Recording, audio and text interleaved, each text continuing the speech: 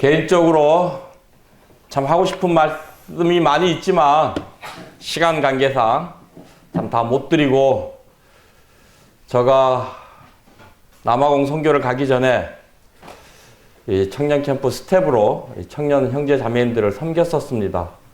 여러분들이 덮고 자는 침낭도 그거 좀 사기 위해서 서울에 있는 청계천 바닥을 누비고 다니면서 좀 더 좋고 좀 더 싼 걸 어떻게 살 수 없을까 하고 하면서 여러 가지 방법으로 우리 청년들을 섬겼었는데, 또 이렇게 또 이러한 방법으로 우리 청년들을 섬길 수 있도록 주님께서 인도해 주셔서 감사합니다. 저는 참 여러분들을 볼 때마다 굉장히 부러워요. 왜냐하면 와서 보니까 이 캠프도 이 스케일이 굉장히 업그레이드 되어 있더라고요. 그죠? 여러분들은 모르시죠? 그걸 아마 여기 청년 캠프 처음 오시는 분들도 있기 때문에. 말라이 같은 데는요 200명, 300명이 모이는데 요거 반도 안 되는 그런 홀이에요. 정말 발 디딜 틈 없이 빼곡히 앉아서요 하나님의 말씀을 듣는데 눈이 살아있어요. 뭐가 살아있다고요? 눈. 눈이 그냥 얼마나 살아있는지요. 눈이 막 반짝반짝 빛나요. 그래서 말씀을 전할 때 굉장히 힘이 나요. 여기 오신 모든 청년 형제 자매님들도 눈이 반짝반짝 살아있기를 바랍니다. 그 방송반에서 이렇게 비춰주는 거 보니까 그게 제일 좋은 것 같아요. 혹시 이렇게 간혹가다 이 전면으로 비칠 수 있으면 이 전면으로 비춰가지고 혹시 주무시는 분들 있으면 좀 클로즈업 좀 이렇게 해주시면 좋을 것 같아. 괜찮은 방법 아닌가요? 그래요. 저는 여러분들만 보면 참 부러워요. 왜냐하면 저는 여러분들 나이 때 주님을 몰랐어요. 그리고 그때의 저 인생을 표현하자면 인생 쓰레기였어요. 여러분들은 지금 여러분들이 얼마나 축복받은 사람들인 줄 잘 모르실 거예요. 근데 제가 여러분들을 봤을 때 여러분들은 엄청 축복받은 사람들이다. 그걸 아셔야 돼요. 정말 여러분들은 복받으신 분들이에요. 이 여러분들의 나이에 주님을 안다고 하는 것은 이건 엄청난 거예요. 저는 31살 때 구원을 받았어요. 올해 59이 됐네요, 이제. 근데 저는요, 중3 때부터 제 아들, 딸들도 여기 있어가지고 자세히 얘기는 못 드리지만 하여튼 정말 여러분들이 상상할 수 없는 그런 삶들을 살았습니다. 제가요, 구원받고 나서 선교지 나가고 나서 가장 절실했던 게 뭐냐면요, 내가 주님을 좀 더 일찍 알았더라면, 내가 좀 더 일찍 구원을 받았더라면. 여러분들이 구원받은 것만 해도 엄청난 축복인데요, 여러분들이 지금 이 모임에서 모임 생활을 하고 있다는 것은요 엄청난 축복이에요. 저는 잠실교회에서 구원을 받아서 잠실교회에서만 주님을 섬겼습니다. 저도요, 그때는 우리 모임이 얼마나 귀하다라는 걸 몰랐어요. 제가요, 외국에 선교를 가보니까 우리 모임이 너무 위대한 거예요. 그분들은 우리 모임을요, 브래들린 처치라고 이렇게 부르거든요. 제가 시작에 앞서 여러분들에게 당부드리고 싶은 것은요, 다른 데 기웃거리지 마세요.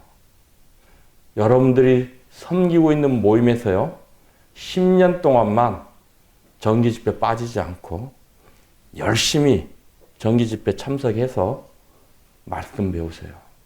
그러면요, 여러분들요, 어느 목사님 못지않는 성경에 해박한 그런 사람들이 될 것입니다. 이건 저의 경험입니다. 저희 경험에서 우러나오는 드리는 말씀이에요. 제가 처음에요, 이 남아공을 선교를 갔는데, 이제 선교사로 왔으니까, 목사님들이 저를 이제 선교사 대우를 하잖아요. 그분들과 이렇게 성경 말씀을 교제하고 하는데, 깜짝 놀랐어요. 뭘 놀랐냐? 우리 모임이 가지고 있는 성경 진리들, 성경 교리들, 이게 얼마나 위대하고 소중하다는 것을. 여러분들은 잘 모를 거예요. 그래서요, 제발, 왜냐하면 지금 제일 정신이 말똥말똥할 때야, 그죠? 내일 되면 이제 좀 더 졸리고, 모레 되면 더 졸리고요. 그래서 정신이 제일 멀쩡할 때 당부의 말씀을 드리는 겁니다. 새겨 들으시라고. 정말 여러분들이 주님을 위해 살기를 원하고 성경을 알기를 원하고 주님을 더욱더 알기를 원하신다면 한번 해보세요. 10년 동안 교회 모든 집회에 빠지지 않고 한번 참석해 보세요. 제 말이 맞나 안 맞나?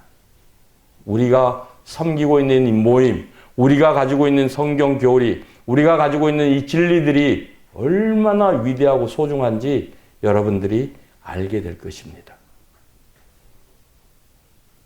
여러분, 그리고요, 여러분들이 모임에서 배우는 것들, 앞선 형제님들로부터 배우는 이 소중한 것들, 그분들이 살아온 삶을 배우는 것들, 이것들이요, 여러분들의 큰 영적인 자산이 되는 거예요.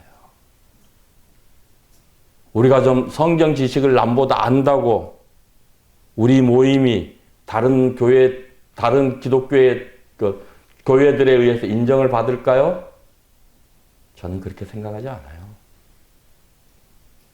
우리가 정말로 존중받고 한국 기독교계의 리더가 될 수 있는 비결이 무엇일까요? 제가 그걸 남아공에서 배웠어요. 남아공 프레토레에 보면 베델체플이라고 하는 모임이 있어요. 이곳의 성도님들은요, 거의가 지금 70이 넘으셨어요. 근데요, 이분들의 삶이 얼마나 훌륭하고 위대한지요. 한국에서 오신 선교사님들이요, 왜냐면 이 모임을 어떻게 알게 됐냐면요, 한국 한인교회에서 그 예배당을, 우리 모임에 베델체플이라고 하는 예배당 건물을 빌려서 사용하고 했어요. 그러면서 그 모임의 성도님들하고 접촉을 하잖아요. 그죠? 근데 이 한인 선교사님, 목사님들이 우리 모임의 노 성도님들을 접촉하고 만나고 하다 보니까 그분들의 인품이나 그분들의 신앙이요, 다른 사람들하고 비교가 안 될 정도로 훌륭하더라 이것입니다. 그래서 그분들이요, 우리 모임의 그 노 형제 자매님들 앞에만 서면요, 고개를 숙여요. 존경합니다. 그리고 제가 남아공에 갔어요. 남아공에 가서 처음에 교회가 없으니까 저도 그 교회를 나갔거든요. 그러면서 이 한국 선교사님들하고 마주치게 됐어요. 서로 인사를 하면서 선교사로 파송이 되셨냐고. 그렇습니다 했더니 어느 교회 소속이냐고. 저는 지금 이 베델체플과 같은 그런 교회에서 파송받은 선교사입니다 그랬더니요, 이분들이 그때부터 저를 얼마나 신령한 사람으로 취급을 해주시는지, 제가 그래가지고 아주 이 행동을 조심하느라고 지금까지 힘들어요. 말도 함부로 못하고요. 저까지 덩달아서 아주 신령한 사람이 되어버렸어요. 그리고 이분들이 물어봅니다. 한국에도 브래들린 처치가 있냐고. 몰랐던 거예요. 그래서 제가 한 200개 넘는 모임들이 있습니다 하고 말씀을 드렸어요. 그랬더니 뭐라는 줄 아세요? 한국에도 그런 모임이 있습니까? 이분들하고 이렇게 똑같이 이렇게 신앙생활을 합니까? 네, 그랬어요. 근데 그분들이 뭐라는 줄 알아요? 우리가 왜 몰랐지? 우리가 왜 몰랐지? 여러분, 우리 모임이요, 한국 기독교계의 주도권을 가지고 리더를 할 수 있는 그런 길이 있어요. 그게 무엇인 줄 아세요? 다 함께 창세기 26장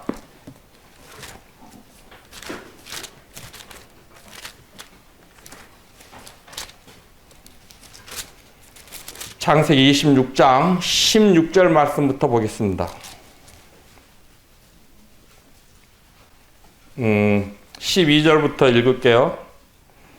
이삭이 그 땅에서 농사하여 그 해에 100배나 얻었고 여호와께서 복을 주심으로 그 사람이 창대하고 왕성하여 마침내 거부가 되어 양과 소가 떼를 이루고 종이 심이 많음으로 블레셋 사람이 그를 시기하여 그 아버지 아브라함 때 그 아버지의 종들이 판 모든 우물을 막고 흙으로 메웠더라. 아비멜렉이 이삭에게 이르되 내가 우리보다 크게 강성한즉 우리를 떠나라. 자, 하나님께서 이삭에게 복을 주셨습니다. 그래서 이 이삭이 번성해 주자 블레셋 사람들이 이삭에게 자기들에게서 떠나갈 것을 이렇게 얘기를 했어요. 그런데 이 블레셋 사람들의 태도가 바뀝니다. 26절 보면요, 26절부터 29절 말씀까지 읽겠습니다. 아비멜렉이 그 친구 아웃삭과 군대장관 비골과 더불어 그랄에서부터 이삭에게로 온지라.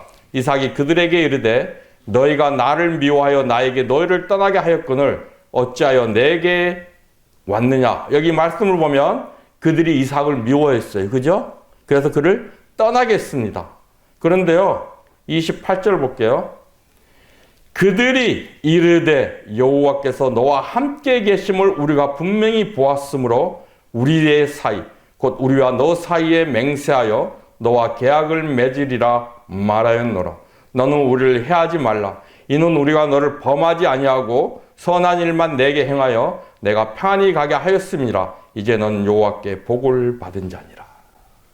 자, 27절에 보면요, 블레셋 사람들이 이삭을 미워하여 이삭을 그들로부터 떠나게 하였다고 했습니다. 이걸 봤을 때 블레셋 사람들의 그 능력이나 힘 이런 것들이요, 이삭보다 훨씬 월등했다라는 거죠. 그죠? 그러니까 쫓아낼 수 있었던 거예요. 그리고 미워했어요. 그런데 이 사람들이 이삭을 보니까 이삭의 삶 가운데서 무엇을 봤어요? 하나님을 봤어요. 성경 지식 본 게 아니에요. 무엇을 봤어요? 하나님을 봤어요. 전능하신 하나님, 위대하신 하나님, 이 세상을 창조하신 하나님께서 이삭과 함께 하신다라는 걸 봤어요. 그래서 어떡합니까? 와서 무릎 꿇잖아요. 그래요, 안 그래요? 이게 비결이더라고요. 이 남아공에 있는 한국의 선교사님들이 베델체플에 있는 노 성도님들 삶을 통해서 그분들의 삶을 통해서 무엇을 봐요? 우리 주님을 보셨다는 거예요. 그러니까 어떻게 이분들이 그분들 앞에서 겸손해지는 거예요. 덩달아 저도 높임을 받는 거예요. 이게 비결이에요. 우리가요, 우리의 삶 가운데서 정말로 우리 주님을 나타내고 이 그리스도의 향기를 우리 삶 속에서 나타날 때 다른 모든 기독교의 사람들이 어떻게 해요? 우리 앞에 와서 무릎을 꿇고 정말 위대한 신앙을 가진 무리들이라고 표현을 할 것입니다. 그렇지 않습니까? 네. 우리 모임이 그런 모임이에요. 자부심을 가지세요. 여러분들은 정말 축복받은 사람들입니다. 그걸 하셔야 해요. 어깨 힘 피고 누가 뭐라고 하든 말든 간에 관계없이 자부심을 가지고 내가 대한민국 모임 가운데서 모임 생활을 하는 구원받은 그리스도인이라는 자부심을 가지고 긍지를 가지고 우리 주님을 나타내는 삶을 사시기 바랍니다. 그러려면 어떻게 해야 돼요? 이번 캠프 주제가 무엇입니까? 그 앞에 뭐가 하나 붙어야 돼요. 오직. 오직. 오직이라는 단어가 무엇을 의미해요? 다른 방법이 있다, 없다? 없다. 우리가요, 우리 삶 가운데서 주님을 드러내고 그리스도의 향기를 나타내는 삶을 살려면 우리가 오직 주님만 의지하는 삶을 살아야 된다는 것입니다. 다른 방법이 없어요. 성경 지식 많이 안다고요? 그래서 막 인터넷 검색해서 성경 지식 좀 안다고 자랑한다고요? 참만의 말씀입니다. 그렇지 않더라고요.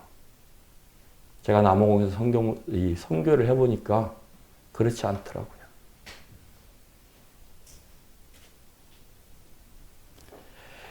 자, 하나님을 의지한다는 거, 오직 하나님만 의지한다는 거, 이게 무엇이냐면요.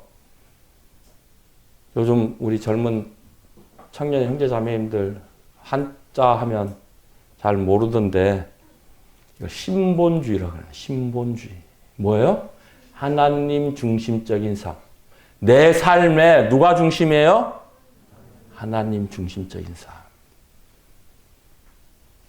근데 우리가 우리의 삶을 한번 돌아보자고요. 내가 정말 하나님 중심적인 내 삶의 중심에 하나님이 계시는지, 내 삶의 중심에 누가 있는지 우리가 한번 살펴보자고요. 신본주의 반대가 뭐예요? 인본주의. 이건 뭐예요? 내가 내 삶의 중심이에요. 내 삶의 중심이 누가 있어요? 내가 있는 거예요. 자, 쉽게 예를 한번 드려볼게요. 우리 솔직히 교회 정기 집회들 많이 있는데 100% 참석하시나요? 난 여기 계신 분들이 다 100% 참석하시는 형제자매님들인 줄로 믿습니다. 그런데 여기 안 오신 분들, 그분들 봤을 때 그분들이 모임 집회에 빠지는 이유가 무엇이든가요? 하나님 때문에 모임에 안 나온 사람이 있던가요? 없죠. 뭐예요? 공부해야 돼서. 내가 공부해야 돼서. 내가 바빠서. 내가 시간이 없어서. 내가 피곤해서. 이유들이 다 그런 거 아닙니까? 그 중심에 누가 있어요?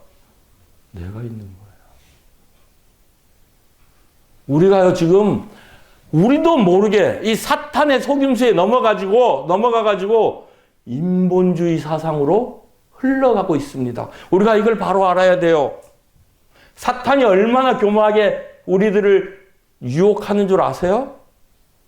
우리가 이 사탄의요, 이 교묘함, 아주 간사함을 알지 못하면요, 쉽게 넘어갑니다. 그리고 그게 우리가 지금 사람 중심적인 삶을 살아가고 있다는 걸 우리 자신이 인식을 하지 못해요. 자, 우리가 하나님 중심적인 삶을 살아갈 때 내가 좀 바쁘다고 모임 집회에 빠질 수 있나요? 예수님이 왜 십자가에 달려 돌아가셨죠?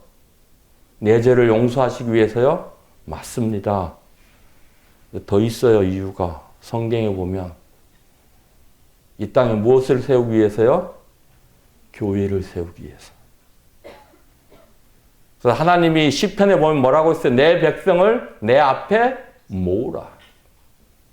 우리가 주님 중심으로 모이는 거, 이거는 주님의 뜻이에요. 그래서 우리가 하나님 중심적인 삶을 살게 될 때 어떻게 돼요? 교회 집회에 빠지지 않는 거예요. 근데 내가 내 중심적인 삶을 살게 될 때 어때요? 내 형편에 따라서 교회는 나가도 되고 안 나가도 돼요. 뭐예요?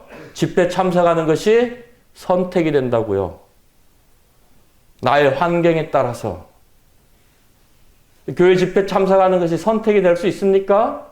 아니요. 이건 의무가 돼야 돼요. 그리스도인의 의무입니다. 가장 기본적인 의무예요. 인간의 4대 의무, 납세의 의무, 교육의 의무, 국방의 의무, 근로의 의무, 그죠? 우리 사기가 지금 한국에 들어왔어요. 왜? 군대 가려고. 영주권이 있어서 군대를 안 가도 돼요. 그래서 군대를 안 보내려고 이렇게 했더니 군대를 안 가면요. 만 35세가 될 때까지 엄청난 제약이 있어요. 한국에 들어와도요.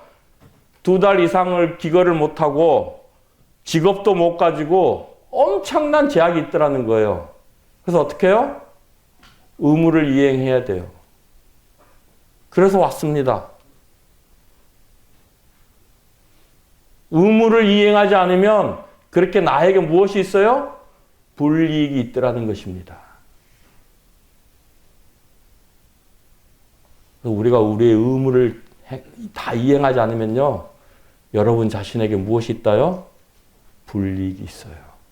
그래서 우리가 오직 하나님만 의지하는 삶을 살아야 되는 것입니다. 오직 하나님 중심적인 삶을 살아야 된다는 거예요. 요즘 우리 힘든 거 싫어하잖아요. 그래요, 안 그래요? 우리 솔직히 얘기하자고요. 열심히 일해서 돈 벌기보다 요즘 뭐죠? 뭐 비트코인? 뭐 주식? 난 영끌이족 해갖고 도대체 이게 무슨 말이냐 해가지고 한번 네이버에 검색을 해봤어. 내가 필요한 걸 사기 위해서 영혼까지 끌어모아서 산다라는 그런 뜻이라고 그러더라고요. 그래서 제가 요즘 이 한국의 젊은 사람들의 삶을 이해하게 됐어요. 한 달 열심히 벌어. 그래가지고 한 2주 유럽 갔다 와서 다 써버려. 그죠?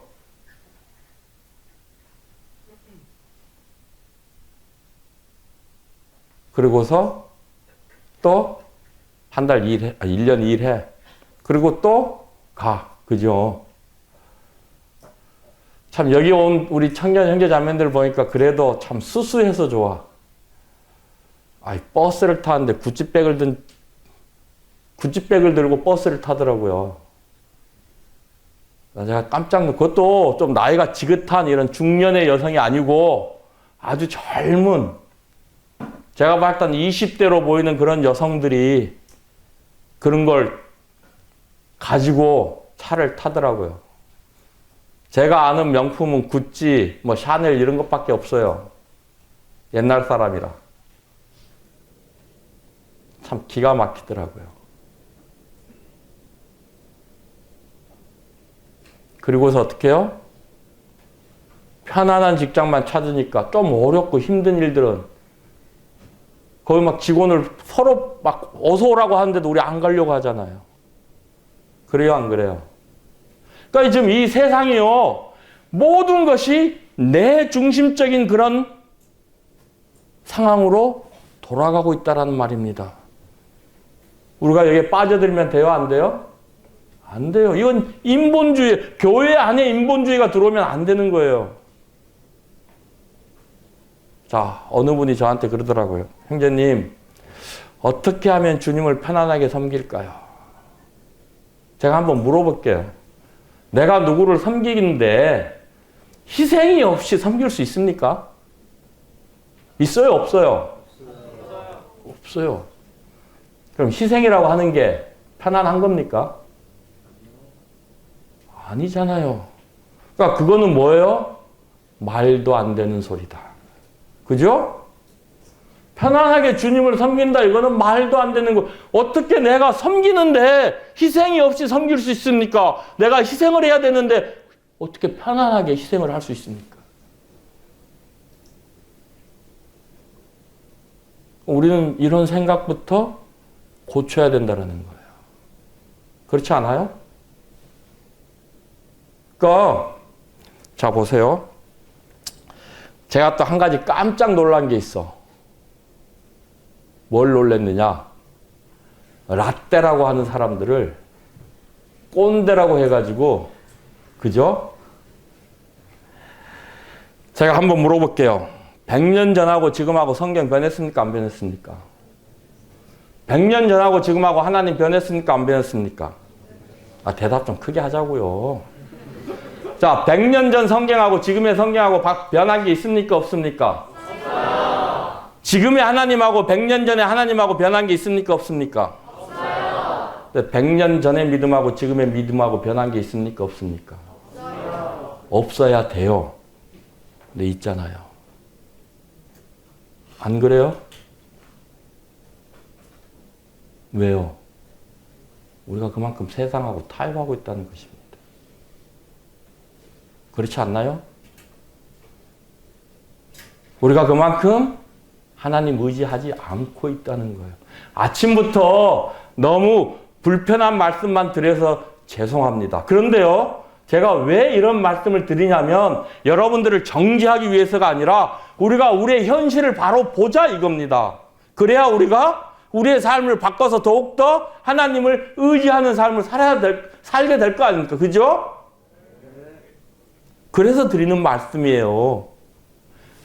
이 바둑이나 장기 두는 사람들 볼 때요, 옆에서 이렇게 훈수다 두는 사람들이 길이 더 잘 보여요. 저도 이렇게 남아공 밖에 갔다 이 밖에서 이렇게 한국 모험을 들여다보니까요, 길이 잘 보여요. 그래서 드리는 말씀이에요. 여러분들 여기 왜 왔어요? 더욱더 하나님을 의지하는 삶을 살기 위해서 오셨잖아요. 그죠? 제 말이 맞나요? 네. 그러면 우리가요, 우리의 현실을 바로 바라볼 줄 알아야 된다는 거예요. 자, 마태복음 22장 한번 볼게요. 마태복음 22장 32절 말씀입니다. 나는 아브라함의 하나님이요 이삭의 하나님이요 야곱의 하나님이로라 하신 것을 읽어보지 못하느냐. 하나님은 죽은 자의 하나님이 아니요 살아있는 자의 하나님이시니라 하시니. 이게 우리나라 성경으로 보면 조금 좀 이해가 덜 가는 부분이 있어서 자, 영문법 3분만 강의하도록 하겠습니다. 자, 한영 성경 가지고 계신 분 있나요? 네. 자, 한번 영어로 한번 읽어볼게요. 자, 제가 읽을게요. I am the God of Abraham, and the God of Isaac, and the God of Jacob. He is not God of the dead, but of the living. 그죠? I am the God of Abraham. 우리가 볼 때 아브라함은 언제적 사람입니까? 약 4,000년 전의 사람이에요. 그러려면 성경이 뭐라 그래야 돼요? I was God of 아브라함 해야 되잖아요. 나는 아브라함의 하나님이었고, 나는 이삭의 하나님이었고, 나는 야곱의 하나님이었다라고 말해야 되잖아요. 그죠? 근데 성경은요, 나는 지금도 아브라함의 하나님이고, 야곱의 하나님이고, 이삭의 하나님이라고 하십니다. 왜요? 하나님은 죽은 자의 하나님이 아니라 산 자의 하나님이에요. 그래서 누가복음 20장 37절, 38절에 보면요, 하나님은 모든 자가 하나님 앞에는 모든 자가 살았다고 말씀하고 있어요. 그러니까 하나님에게는 지금은 아브라함도 살아있고요, 야곱도 살아있고, 이삭도 살아있다라는 거예요. 하나님은 영원하신 분입니다. 그분에게는 시간 개념이 없어요. 우리는 무한한 존재입니다. 그래서 하나님이 우리들을 위해서 세상을 창조하실 때 무엇을 주셨어요? 시간이란 걸 주셨어요. 태초에, 이게 무슨 말이에요? 시간의 시작을 알리는 말이잖아요. 그죠? 하나님은 영원하신 분이라 시간이 필요 없는 분이세요. 그래서요, 하나님에게는 아브라함도 살아있고요, 지금 살고 있는 저도 살아있어요. 그러니까 하나님의 개념하고 우리하고 개념하고 다릅니다. 이 말씀은 무엇이냐? 아브라함 때의 하나님이나 지금 내가 믿고 있는 하나님이나 동일한 하나님이라는 거예요. 그죠? 그러면 우리가 아브라함이 가지고 있던 믿음과 우리가 가지고 있는 믿음하고 달라야 돼요. 같아야 돼요. 그다음에 여러분들 아직 자식은 없으니까 저를 예를 들게요. 하나님이 나한테 이삭을 바치라. 제 아들 이삭입니다. 이삭이를 바치라. 제가 이해할 수 있을까요? 아니요. 못해요. 변했잖아요, 믿음이. 하나님은 같은 하나님인데. 그래요, 안 그래요? 뭐예요? 내가 그만큼 세상하고 타협하고 있다는 것입니다. 내가 그만큼 하나님을 신뢰하지 못하고 있다는 증거예요. 제가 이 사실을 알았을 때요, 참 부끄럽더라고요. 정말 부끄러웠어요. 하나님 앞에 무릎 꿇었습니다. 하나님 죄송합니다. 내가 이렇게 세상을 사랑하고 세상과 타협하고 세상에 동화되어서 살아가고 있습니다. 죄송합니다. 라고 고백을 했습니다. 사랑하는 청년 형제 자매님들, 이번 캠프 기간 동안 오늘 우리의 삶을 돌아보시기 바랍니다. 내 삶 가운데 하나님 중심적인 것이 아니라 나 중심적이고 사람 중심적인 그런 모습들이 무엇이었던가? 내가 지금 세상하고 타협해서 살아가는 그런 것들이 무엇이 있는가? 내가 왜 하나님을 전적으로 신뢰하지 못하는가? 생각해 보시기 바랍니다. 여러분, 의지, 신뢰, 의뢰 다 같은 말이에요. 저 뒤에 벽이 있습니다. 제가 제 몸을 벽에 기대요. 그러면 내 몸을 저 벽에 안전히 맡기는 거잖아요. 그래요? 안 그래요? 내가 저 벽에 내 몸을 기대는 순간 누가 나를 지탱해요? 벽이 나를 저가 저를 지탱하는 게 아니에요. 그럼 제가 저 벽에 내 몸을 맡길 수 있는 이유는 저 벽을 신뢰하기 때문에. 저 벽이 안전하다. 그죠? 무너지지 않는다. 근데 저 벽을 신뢰하지 않으면 제가 제 몸을 저기에 기댈 수 있나요? 불가능한 거예요. 그러니까요, 우리가 내 인생을 하나님한테 맡기지 못한다는 것은 무슨 뜻이에요? 내가 하나님을 신뢰하지 않고 있다는 이야기입니다. 그렇죠? 자, 우리가 하나님 말씀 볼 때요, 이런 걸 알아야 돼요. 자, 요한복음 1장 12절이 무슨 말씀이에요? 다들 암송하시죠? 요한복음 1장 12절. 자, 영접하는 자, 누구든지 그 이름을 믿는 자들에게는 하나님의 자녀가 되는 권세를 주셨으니. 자, 우리가 한번 생각을 해봐요. 그러면 하나님을 믿기 전에는, 예수님을 믿기 전에는, 영접하기 전에는 하나님의 자녀라는 거예요? 아니라는 거예요? 아니라는 거잖아요. 그죠? 우리가 하나님의 말씀을 이런 부분에서도 좀 생각을 해봐야 된다고요.